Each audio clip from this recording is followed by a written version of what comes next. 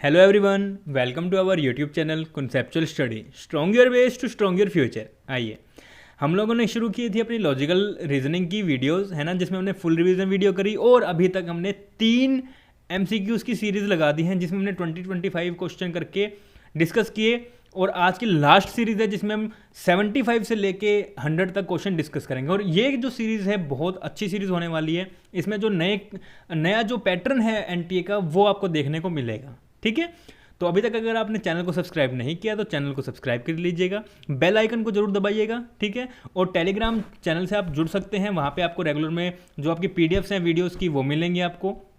ठीक है, जो टेस्ट होते हैं वो मिलेंगे आपको, क्विज होती हैं वहाँ पे, तो आप वो वहाँ पे कर सकते हैं फ्री में। ठीक है, तो कंसेप्चुअल स्टडी नेम से आपका हमारा जो चैनल है वो आप ज्वाइन कर सकते हैं और इस तरह का आपको वहाँ पे लोगो देखने को मिल जाएगा। ठीक है, चलिए तो स्टार्ट करते हैं आज की लास्ट जो सीरीज़ है लॉजिकल रीजनिंग की। ठीक है, और बहुत अच्छे होने वाली है। इससे पहले जो फुल वीडियो अगर अभी तो आपने वो नहीं देखी तो वो डिस्क्रिप्शन में उसका लिंक है, आप वो भी जाके देख सकते हैं। ठीक है, और मैं प्लेलिस्ट का भी लिंक दे दूंगा जिसमें हमने ICT आपकी जो टीचिंग है, teaching aptitude, research aptitude, ICT, communication, ठीक है, लॉजिकल रीजनिंग, ठीक है, हायर एजुकेशन, ये सारी की सारी जो मतलब बड़ी बड़ी या जितने भी आपके सब्जेक्ट्स हैं उनकी पूरी रिवीजन वीडियो बनी हुई है। ठीक है, पीपल डेवलपमेंट एनवायरनमेंट की रह रही है मुश्किल से, मुझे लगता है अब ये आज की अपनी लास्ट कंप्लीट है। इसके बाद हम लोग पीपल डेवलपमेंट एनवायरनमेंट की वीडियो लेके आएंगे और बहुत अच्छे से वो भी कर लेंगे कंप्लीट। ठीक है, चलिए बिना किसी देरी के स्टार्ट करते हैं। ठीक है, पहला क्वेश्चन क्या कहता है आज का, योगा फिलोसफी। देखो फिर से वही आपको ध्यान होगा, हमने वैश्विका की बात करी, सांख्या की बात करी, कौन से जो स्कूल्स हैं, ये वाले जो स्कूल्स हैं वो उन्होंने कौन कौन सी सोर्सेज को एक्सेप्ट किया है ना। ऑर्थोडॉक्स के सोर्स थे, ऑर्थोडॉक्स के स्कूल थे ना ये, है ना, जिसमें न्याय था, जिसमें योगा था, वैश्विका था, उत्तर मीमांसा, ठीक है, पूर्व मीमांसा, ये सारे थे। इन्होंने किस किस को एक्सेप्ट किया, ठीक है, कौन से प्रमाणस को इन्होंने एक्सेप्ट किया, वैलिड सोर्स ऑफ नॉलेज को। तो कौन कौन से इन्फ्रेंस है, कंपैरिजन है, परसेप्शन है, वर्बल टेस्टिमनी है, तो इनमें से इसने किस किस को एक्सेप्ट किया।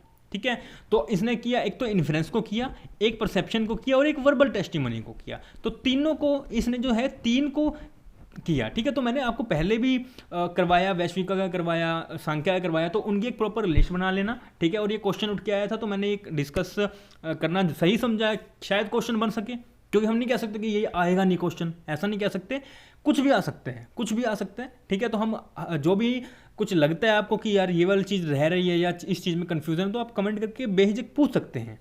ठीक है, तो योगा फिलोसफी का क्या है, कौन कौन से एक्सेप्ट किसने, इन्फ्रेंस का, परसेप्शन का और टेस्टिमनी, ये तीनों की तीनों जो वैलिड सोर्स ऑफ नॉलेज है वो इसने एक्सेप्ट करी। ठीक है, तो कमेंट करते हो, अच्छा लगता है कि हाँ भाई आप क्वेश्चन क्वेरी कर रहे हैं, आप फीडबैक दे रहे हैं कि कैसा लगा कैसा नहीं लगा। ठीक है, तो अब उन्होंने क्वेश्चन किया, किसी लड़की ने क्वेश्चन किया था तो मैंने उसका जवाब दे दिया था उस टाइम भी, और मैंने अब सीरीज़ में बता दिया कि हाँ भाई हमने यहाँ पे डिस्कस किया है। तो आप यहाँ से अगर आप सुन रहे हो तो आप बताना मुझे आपको चीज़ समझ में आई, आप जो क्वेश्चन पूछ रहे थे वो आपको मिल गया या नहीं मिला उसका आंसर। ठीक है, चलिए next question, which of the following statement are true in the context of anumana. अब अनुमाना के बारे में यहाँ पे बात करी गई है, इनमें से कौन कौन सी चीज यहाँ पे सही है। ठीक है, अकॉर्डिंग टू न्याय it is the indirect source of valid knowledge, बिल्कुल ठीक है। अनुमान इनडायरेक्ट होता है, परसेप्शन डायरेक्ट होता है ना। अनुमान शुड हैव 3 टर्म्स, बिल्कुल, हेतु होता है, साध्य होता है, पक्ष होता है। तो ये हो गया आपका माइनर टर्म, ये हो गया आपका मेजर टर्म और ये हो गया आपका मिडिल टर्म। ठीक है, अनुमाना हैज 5 प्रपोजिशंस, बिल्कुल ठीक है, 5 प्रपोजिशंस होती हैं, है ना, वो प्रतिज्ञा, हेतु, उदाहरण, है ना, वो सारे अपन करी थी ना, है ना, तो वो 5। ठीक है, तो आपके तीनों के तीनों जो स्टेटमेंट है बिल्कुल सही है, तो ABC आर करेक्ट। चलिए next question, no television is a computer, no television is a computer. ठीक है, मान लिया मैंने इसे, ऐसा बना लिया। ठीक है, some television are not computer, okay, some television are not computer. ठीक है, नो टेलीविजन, नो की बात कर रहे हैं, बोले तो हम ऐसा बना लो एक बार, तो एक तो यहाँ की बात कर रहे हैं नो टेलीविजन, और एक बात कर रहे हैं सम टेलीविजन आर नॉट कंप्यूटर, एक बात कर रहे हैं यहाँ, इसका मतलब ये बात कर रहे हैं सब अल्टरेशन की, बिल्कुल ठीक है। स्क्वायर ऑफ अपोजिशन में क्या, किस चीज की बात कर रहे हैं, सब अल्टरेशन की बात कर रहे हैं, सिंपल सा क्वेश्चन है ना, क्लियर है। चलो next question, consider the following argument major premise, no square are rectangles, no square. अब देखो यहाँ पे हमने ना मूड की बात कर रहे हैं थोड़ी सी, ठीक है, हमने मूड बनाना है, क्या कहना है, what is the mood off the above proposition, तो हमने प्रोपोजिशन का मूड बनाना है यहाँ पर। ठीक है, तो नो स्क्वायर और आर रेक्टेंगल, तो मैं एक बार ऐसा बना लूँ, ए यहाँ पे आपका ई, यहाँ पे आपका आई और यहाँ पे आपका ओ। क्लियर है? तो नो मतलब ई, पहला आ गया नो, ऑल मतलब ए, और सम सर्कल्स आर नॉट स्क्वेयर्स, मतलब ये ओ, तो ई ए ओ, तो आपका जो मोड बनेगा वो कौन सा बनेगा? ई ए ओ, बोले तो ऑप्शन नंबर ए। ठीक है, चलिए next question. Which of the following statements expresses information use of language? ठीक है, तो इसमें से आपने बताना है कि इंफॉर्मेशन किस में दी गई है। ठीक है, तो get out of my class, get out of my class ये एक ऑर्डर है ना, ऑर्डर है नहीं, ये इसका मतलब ये इंफॉर्मेशन नहीं, ये गलत है। Why you are so late ये क्वेरी है, क्वेश्चन है। आई रिक्वेस्ट, इसने कह दिया रिक्वेस्ट, तो रिक्वेस्ट है। She is very caring and cooperative ये एक इंफॉर्मेशन है। आप किसी को बताओ ना कि वो बड़ी केयरिंग और कोऑपरेटिव है, she is very caring and cooperative, ये एक इंफॉर्मेशन है किसी गर्ल के बारे में, है ना। तो ये ऑप्शन जो बिल्कुल सही है, डी। चलिए next question. In Indian logic which means of knowledge is drawn from the similarity between two objects? तो सिमिलैरिटी आप कहाँ बनाते हो? सिमिलैरिटी कहाँ बनती है आपकी? कंपैरिजन में, जब आप कंपेयर करते हो कि ये इसके जैसा होगा। जब अपन बात करें ना, नील गाय किसकी जैसी होगी? गाय और घोड़े का मिश्रण होगा, उसके जैसा, उन दोनों का हम मिला दे तो उन जैसा होगा नील गाय। ठीक है, तो हमने कंपैरिजन किया, लाइक एज। ठीक है, चलिए नेक्स्ट क्वेश्चन। न्याय फिलोसफी और school adopt which of the following is a valid source of knowledge? तो न्याय का मेरे को नहीं लगता कि बताना पड़ेगा, क्योंकि हमने न्याय जो है वो न्याय हमारे सिलेबस में है, और सबसे इंपॉर्टेंट है कि हमने न्याय को बहुत अच्छे से डिटेल में पढ़ा है ना। तो उसने इन्फ्रेंस को भी अडोप्ट किया, कंपैरिजन को भी किया, परसेप्शन को भी किया, और वर्बल टेस्टिमनी को भी किया। वैलिड में इसने वैलिड पूछा है, इनवैलिड या नॉर्मल पूछता कि कौन से सोर्स ऑफ नॉलेज हैं, तो आपको जो दोनों अर्थपति और अनुपलब्धि था उन दोनों को भी कंसीडर करते हैं, लेकिन यहाँ वैलिड पूछा है, और अगर ऑप्शन में अनुपलब्धि और अर्थपति हो तो इन दोनों को आप कंसीडर नहीं करेंगे। ठीक है, तो ऑप्शन नंबर 4 जो all of the above is a right answer, तो सारे के सारे आंसर सही है। ठीक है, चलिए choose the correct option regarding invalid source of knowledge. ठीक है, तो इनवैलिड सोर्स ऑफ नॉलेज आप कहाँ से लेकर आते हैं? ठीक है, तो इनवैलिड सोर्स ऑफ नॉलेज इसमें से कौन सी हुई? एक तो मेमोरी हुई, बिल्कुल ठीक। डाउट हुआ, ठीक। एरर हुआ, ठीक। हाइपोथेटिकल रीजनिंग, बिल्कुल ठीक। देखो मैंने ये शायद आपको नहीं करवाया, लेकिन मैंने आपको बोला था, जब मैंने आपको करवाया था ना हेट्रोडॉक्स, ठीक है, तो मैंने आपको वहाँ पे बोला था कि कुछ ना बुद्धिज़्म, जैनिज़्म और मेटेरियलिज्म के साथ कुछ इनवैलिड सोर्स भी होते हैं या हेट्रोडॉक्स होते हैं। ठीक है, तो हम वहाँ पे करते तो मेमोरी हो गया, हाइपोथेटिकल रीजनिंग हो गया, तो मैंने आपको वहाँ बोल के ज़रूर बताया था, लेकिन वहाँ मैंने लिखा नहीं था PDF में। अगर आपने सुना हो ध्यान से तो आपने वो शायद लिखा भी हो। तो ये जो है वो इनवैलिड सोर्सेज हैं। ठीक है, तो चारों के चारों ऑप्शन ये हैं बिल्कुल सही हैं। ठीक है, चलिए next question. Choose the correct option of nature of व्याप्ति। व्याप्ति की बात कर रहे हैं अकॉर्डिंग टू द आचार्य चरखा। ठीक है, तो यहाँ पे व्यक्ति के बारे में जो नेचर है व्यक्ति का वो किस तरह का है, तो वो हमने अब वैसे तो हमने बात करी थी वहाँ पे पूर्वाद, शेषवाद, सामान्योदर्शिता वगैरह वगैरह। ठीक है, लेकिन आचार्य जो चरक था ना उसने कुछ अलग दिए थे, तो मैंने ना आपको प्रॉपर वो लिखवा के पूर्वाद, शेषवाद वो लिखवा के यहाँ ना ब्रैकेट में कुछ लिखा था, याद हो तो आचार्य चरक थे, उन्होंने अतीत काल, अनंत काल और वर्तमान काल, मतलब ये तो हो गया प्रेजेंट, ये हो गया आपका फ्यूचर, और अतीत हो गया आपका पास्ट। तो इसने 3 कालों की, 3 टेंस की बात करी थी इसने यहाँ पर। ठीक है, तो किसने करी थी? आचार्य चरक ने। ठीक है, तो option number B is the right answer. चलिए next question. What is the next term in the following series? तो देखो यहाँ पे क्या कह रहे हैं, what is the next term in the following series. अब इसमें नेक्स्ट टर्म बतानी है।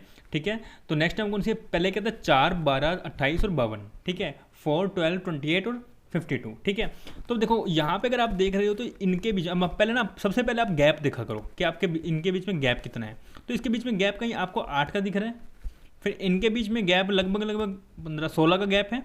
ठीक है, और उसके बाद यहाँ इनके बीच में गैप आपका 24 का है। तो आप कहीं देख पा रहे हो कि ये एक 8 की टेबल चल रही है, 8 1 8, 2 16, 2 16, 3 24। इसका मतलब क्या हुआ, अगर मैं यहाँ पे 4 से करूँगा तो 32 हो जाएगा, 32 हो जाएगा, और मैं अगर इन दोनों को ऐड कर दूंगा तो अपना क्या आंसर आ जाएगा? 84। ठीक है, तो option B is the right answer. चलिए next question. In the following letter series the next term is BDF, EGI और HJL। तो अगर आप यहाँ पे ध्यान से देखो तो आपको दिखेगा BCDEF EGHI फिर HIJKL, ठीक है। तो उस हिसाब से तो K आना चाहिए, यहाँ पे K आना चाहिए क्योंकि यहाँ पे वो गैप था, जो गैप है वो अगले उसमें आ रहा है, ठीक है। फिर K L छोड़ के फिर M और O तो कमो मतलब KMO, ठीक है। KMO अपना जो है वो राइट आंसर है, ठीक है। चलिए अब कहता है नेक्स्ट क्वेश्चन में, given below the two statements upamana is defined as knowledge of the relation between a word and its denotation. क्या आपकी स्टेटमेंट जो फर्स्ट है वो सही है? जो आपकी स्टेटमेंट फर्स्ट है वो क्या सही है? बिल्कुल ठीक है ना। जो उपमाना होता है वो डिफाइन करता है आपकी नॉलेज को, और कैसे रिलेशन किसमें बनाता है, वर्ड्स में और डिनोटेशन में, है ना। वर्बल टेस्टिमोनी क्या है? एक स्टेटमेंट है किसकी? ट्रस्टवर्दी पर्सन की, and it consist in understanding its meaning, जिसे हम अंडरस्टैंड कर सकते हैं। तो आपकी जो स्टेटमेंट फर्स्ट है वो भी सही है और सेकंड भी सही है, तो both statement first and second are correct, ठीक है। चलिए नेक्स्ट क्वेश्चन क्या कहता है आपका, when the middle term is both positively and negatively related to the major term and major term the inference is called। जब आपका जो मिडल टर्म होगा वो पॉजिटिव भी हो और नेगेटिव भी हो, हमने बात करी थी ना, पॉजिटिव भी हो और नेगेटिव भी हो, तो वहां पे आपकी बात क्या आती है? अन्याय व्यतिरेक की। एक में तो था पॉजिटिव, एक में था नेगेटिव, और अन्याय में था क्या था? दोनों पॉजिटिव भी और नेगेटिव भी, ठीक है। तो देखो केवल न्याय में क्या था? पॉजिटिव था, यहाँ पे सिर्फ नेगेटिव था, तो इन दोनों को जब मिलाते हैं तो अन्याय व्यतिरेक की बनता है, और इसमें दोनों आते हैं, पॉजिटिव भी आता है और नेगेटिव भी आता है, ठीक है। चलिए नेक्स्ट क्वेश्चन, मीमांसा फिलोसफी। अब मीमांसा में उत्तर मीमांसा आएगा और आपका पूर्व मीमांसा भी आएगा, ठीक है। और school adopt which of the following valid source of knowledge, तो इनमें से जो वैलिड अपने पास सोर्स ऑफ नॉलेज थे उसमें से कौन से जो सोर्स थे उनको एक्सेप्ट किया गया था मीमांसा फिलोसफी ने, मीमांसा स्कूल ऑफ फिलोसफी ने, ठीक है।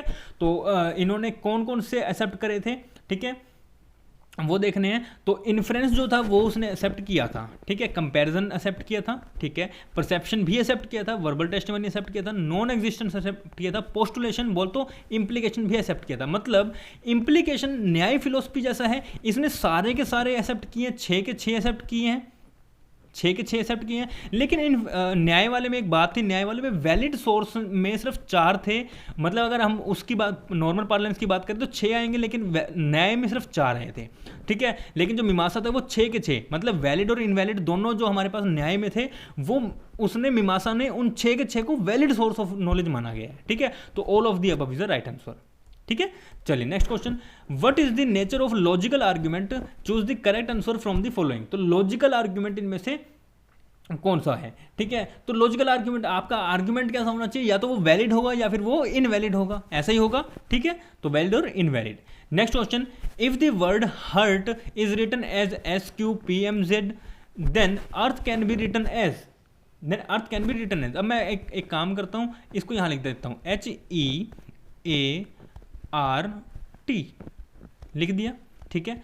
अब यहां पे देखो, आप अगर देखो ध्यान से तो वैसे नॉर्मल है यहाँ पे, है ना। देखो यहाँ पे क्या कहता है, ई को वो कह रहा है Q, ए को कह रहा है P, R को कह रहा है M, T को कह रहा है Z, है ना। तो देखो अर्थ, अब E क्या है, E उसके हिसाब से क्या हुआ Q, तो Q आएगा, ठीक है, सभी में Q है।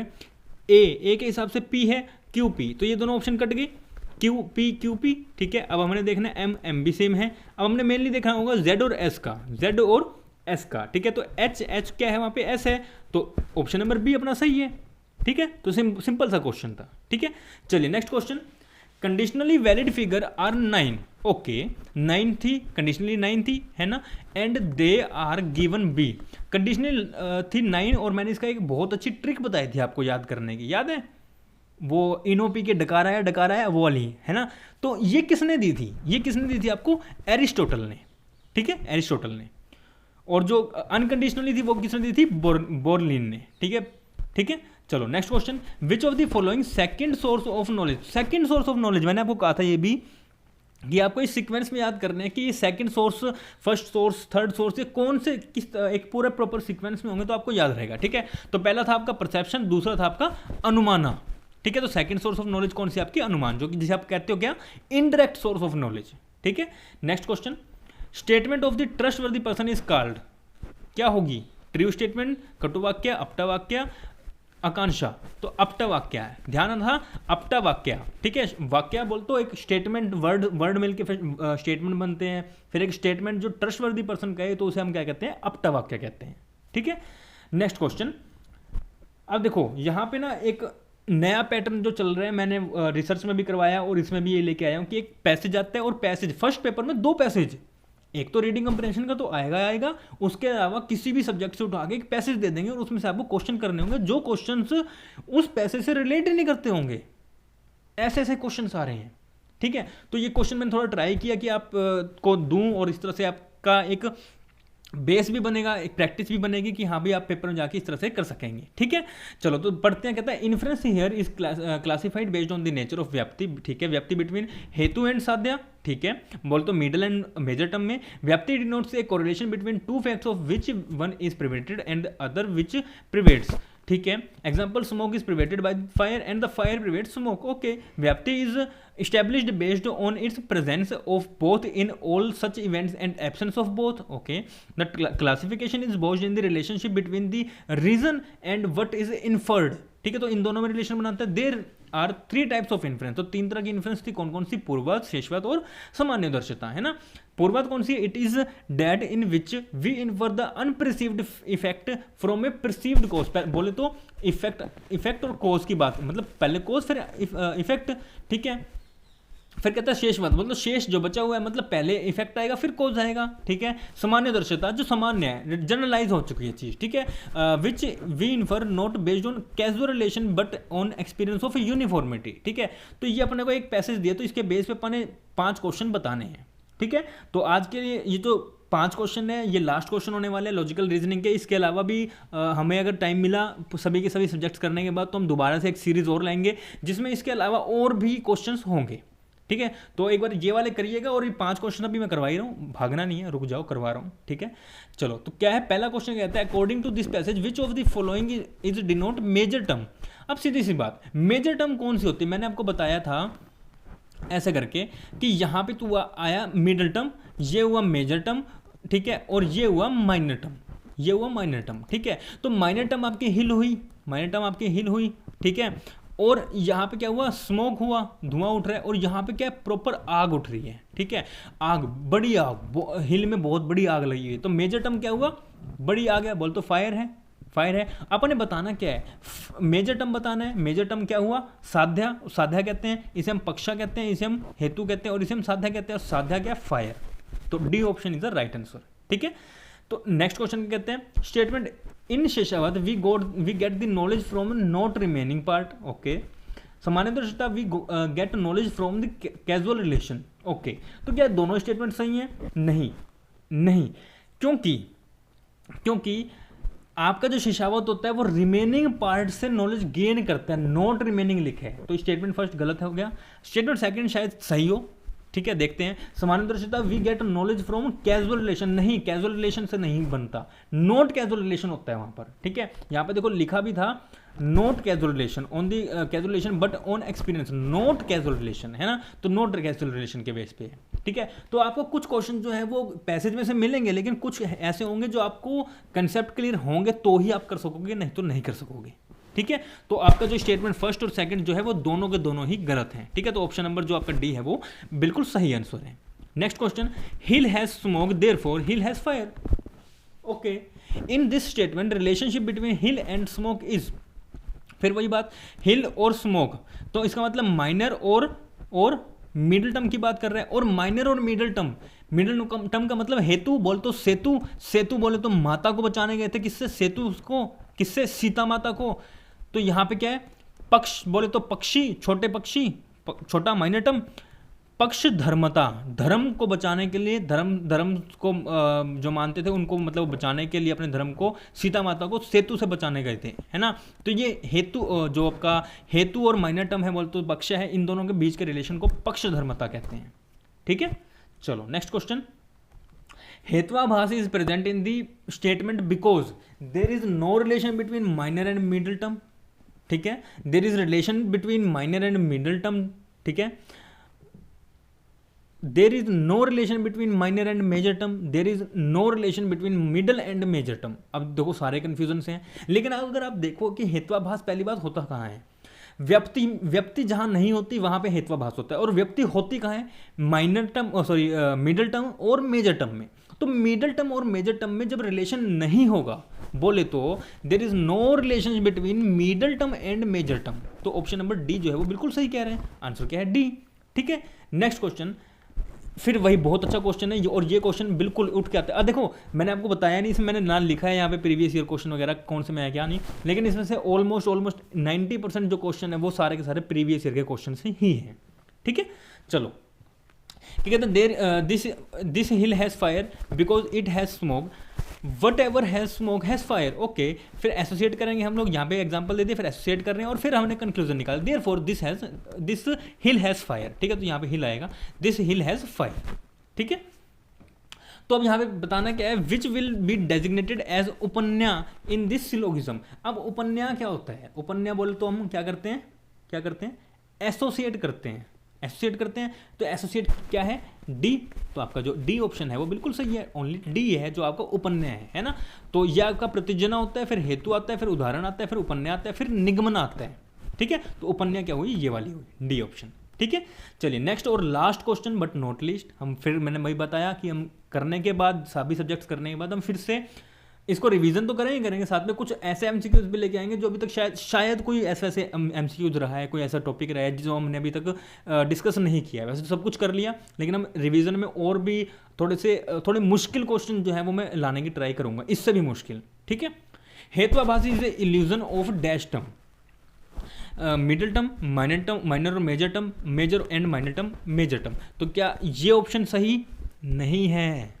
क्यों? क्योंकि हेत्वाभास तो मिडल टर्म की वजह से होता है ना, वो इल्यूजन है, बोल तो फैलेसी बनती है, वो किस चीज़ की, मिडल टर्म की फैलेसी बनती है, और मिडल टर्म की फैलेसी को हम क्या कहते हैं, हेत्वाभास। अगर आपने देखा हो तो हमारे लिए पैसेज जो था वो बेफालतू में दिया हुआ था, ऐसा ही आपको एग्जाम में मिलेगा कि आपको पैसेज कुछ कहेगा, क्वेश्चंस कुछ कहेंगे, तो आपको कंसेप्ट क्लियर होने जरूरी है। ठीक है, तो ये आपका ऑप्शन नंबर फर्स्ट जो है वो सही है। ठीक है, तो अपनी जो लॉजिकल रीजनिंग की सीरीज़ है एमसीक्यू उसकी वो पूरी हो गई है। ठीक है, इसे अब आप अच्छे से रिवाइज करें और मिलेंगे अब पीपल डेवलपमेंट एंड एनवायरनमेंट की वीडियो के साथ।